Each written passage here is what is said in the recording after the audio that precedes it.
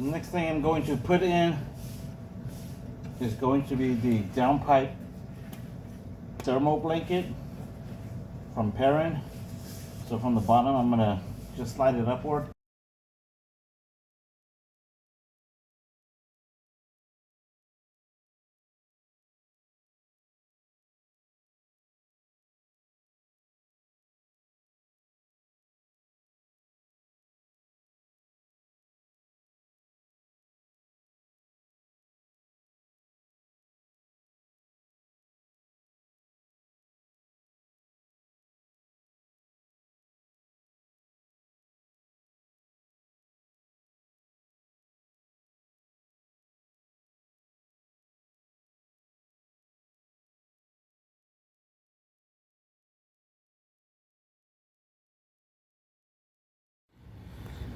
Since we're done with installing the downpipe and all the heat shields that we're going to put on, it's time to put this intercooler hose back. I'm just going to remove the microfiber towels I put in to protect it from any debris getting into the turbo intercooler system. I'm going to slide the clamp onto the intercooler first, because if I leave it on the hose, it'll actually make it pretty difficult to slip it in, because it'll restrict the expansion of the rubber material here. So the clamp on, I'm just going to kind of wiggle this in until it slides on there. Once it's on there, you can maneuver the clamp around so that it basically gets onto the hose. So it's pretty much in here. Do not tighten anything yet. Make sure it goes all the way in. And then we have to worry about this end. This end has a clamp as well, but the fitment isn't as tight. So all we have to do is align it with this point, and then the same thing, just wiggle it in place until it secures. It's rubber, so it allows you to a little bit of flexibility to move it around.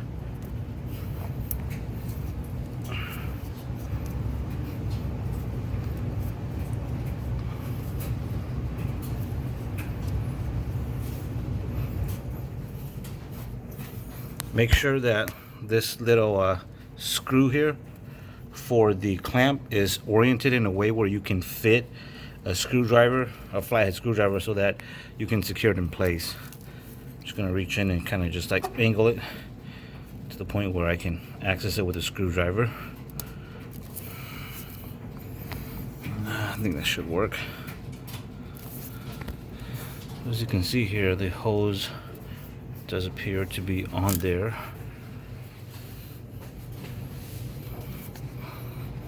The clamp is on there as well. Double check, make sure that this one is in place.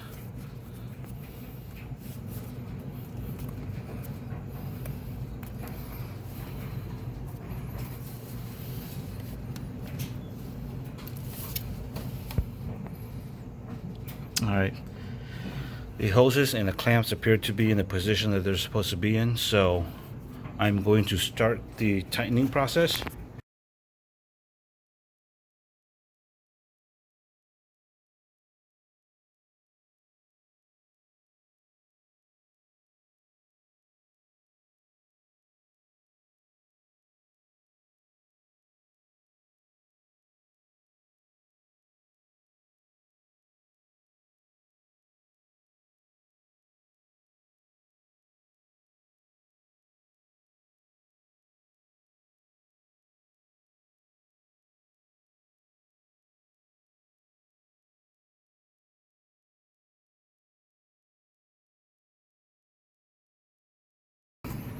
Okay, with the intercooler hose back on, we're pretty much done with this area.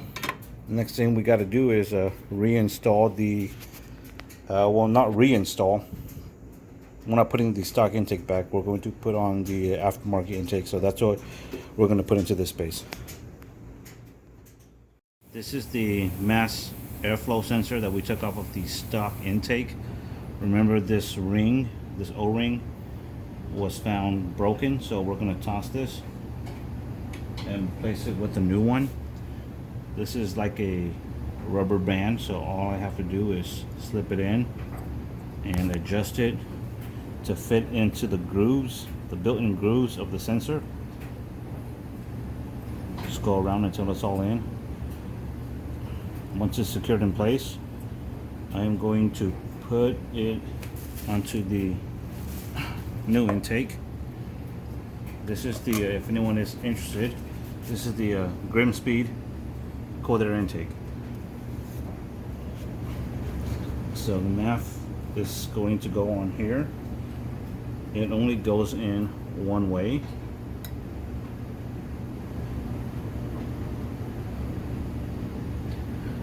Grimspeed provides us with different screws, so the screws that we took off of the stock intake is not going to be reused.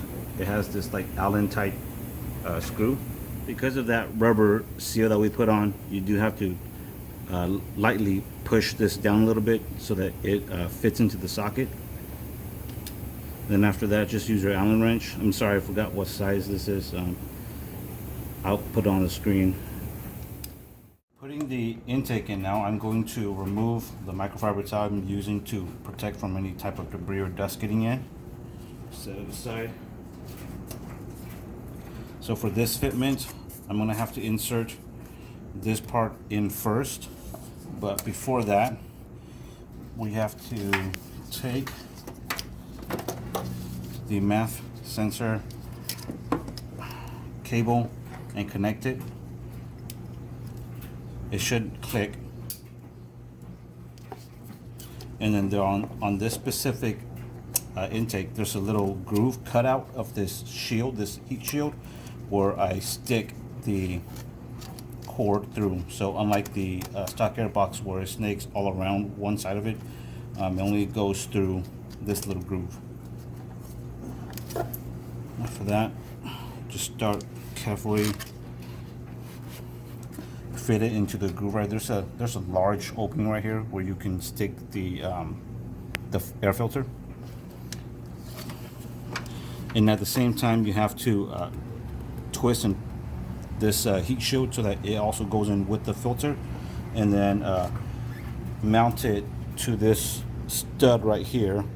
There would be two if this one isn't broken, so mount it to the stud right here using these two holes on the heat shield to secure it in place, and that'll allow me to make adjustments without this having to move around. Be mindful of all of the hoses on the right side, not to kink any of them, cut them, or get yourself a cut. So it is a somewhat tight space, so take your time with it, don't rush, otherwise you'll end up damaging either your aftermarket part or some of your stock pieces here.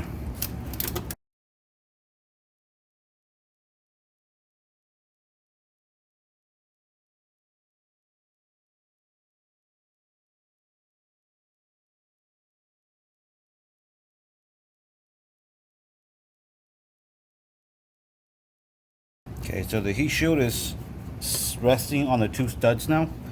I'm gonna pull the intake tube back up. Now I have to mount the rubber piece to this part right here.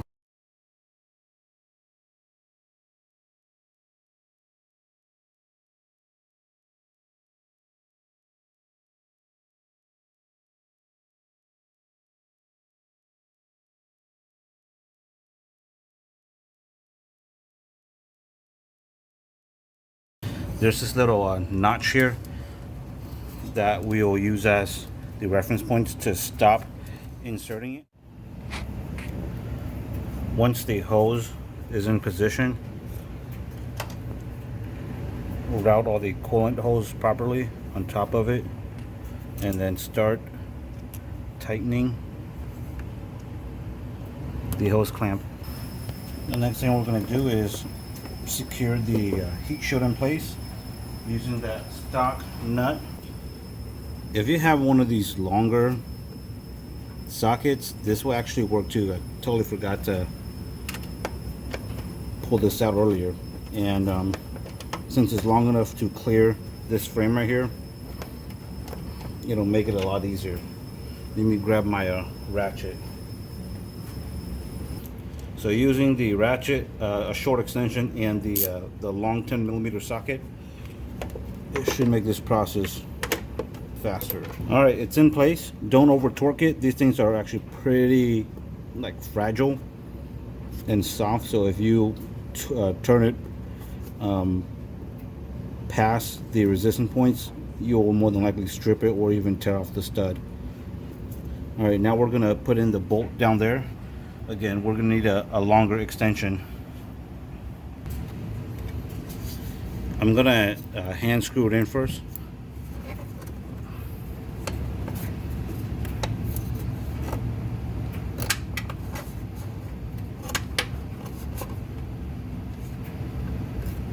Then using the super long extension and the 10mm, just screw it in place. And the intake is installed.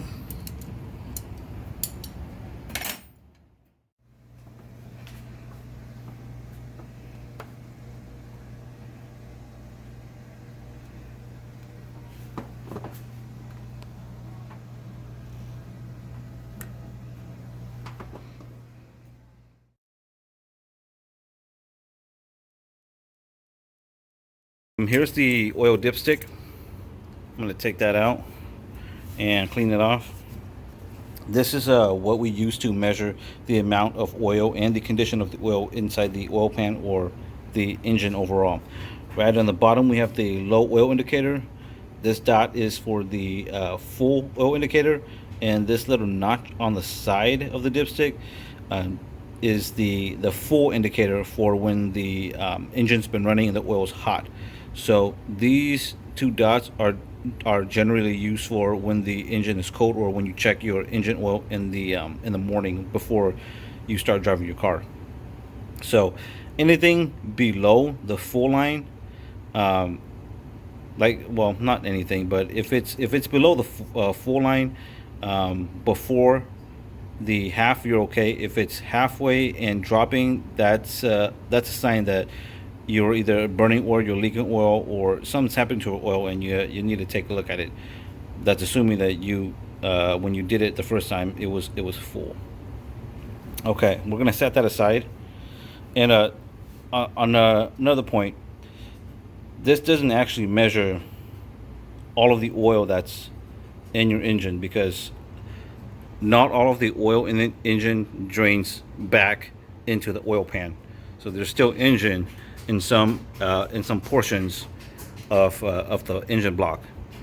So this will only measure a portion of the actual oil that you have in your car, but it will be the majority. This will measure the majority of the oil that's still in your car.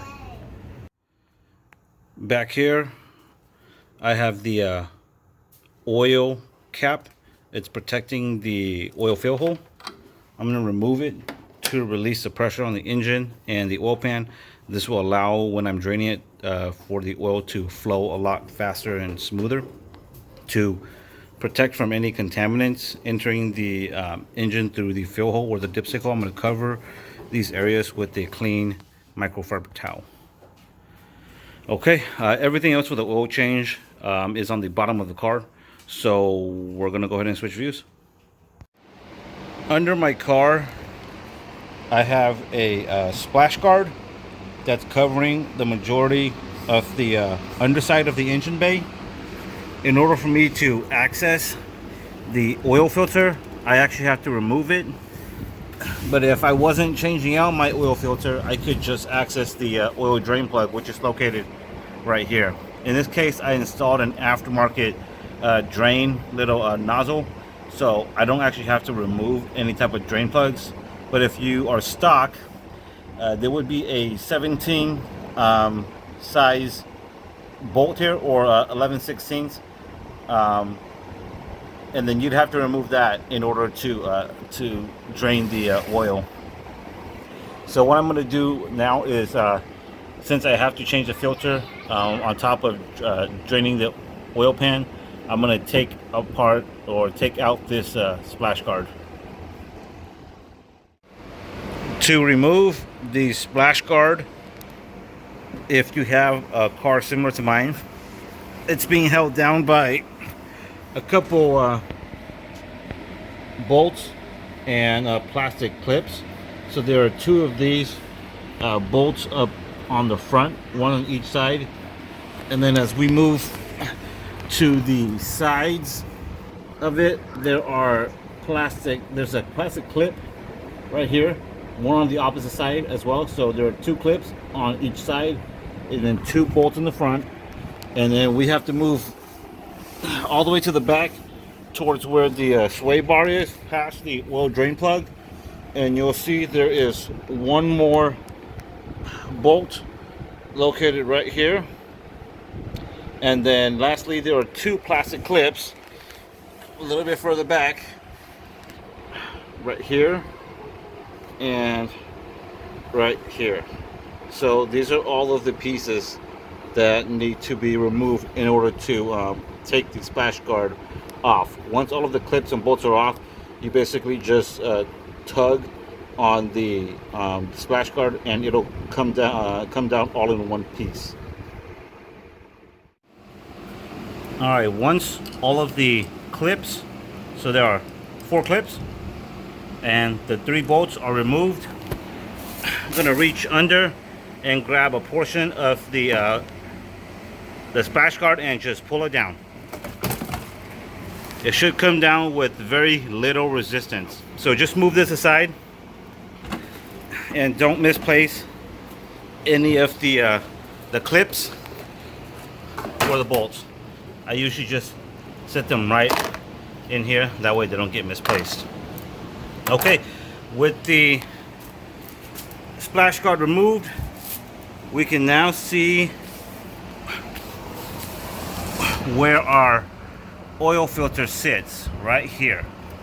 So as you can see, if the splash guard is still in place, there was no way you would have been able to access this oil filter,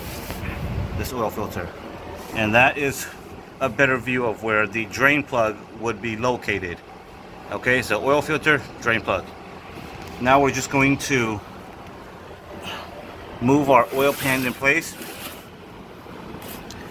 and start releasing the oil out of the pan. In this case, all I have to do is turn this lever towards me and then it'll start coming out. Another option with this specific nozzle is you can attach a hose to it and direct it to wherever your oil pan is at. So in this case, I'm just going to go directly into the oil pan.